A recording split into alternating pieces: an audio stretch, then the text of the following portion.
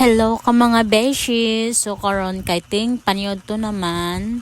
So pag-abot na mo nagluto dayon ko ng rice. So nami salin gabi na lechon manok og soft drinks. So lechon manok ako na lang siya gi air fry o soft drinks gipalitan ng ice para lami siya ba.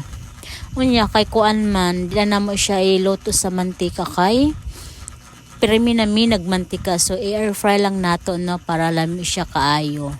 So before matod kita mga on dapat mag-pray kita og mag-roast. So lang tawa guys, so nindot kayo sa among kuan ba diri sa likod namo pa sa bintana kay kuan man siya kanang dagat siya niya gi-open na nako ang bintana kay tungod kanang gibutang na nako dito sa kuan ba sa iyang kanakapalit kuan multifunction contract. So dito na nako gibutang ang mga kuan mga papa beauty ang bisan sa dira. So ganiya dito mi sa opisina nag-washing ko kay na sila washing o dryer.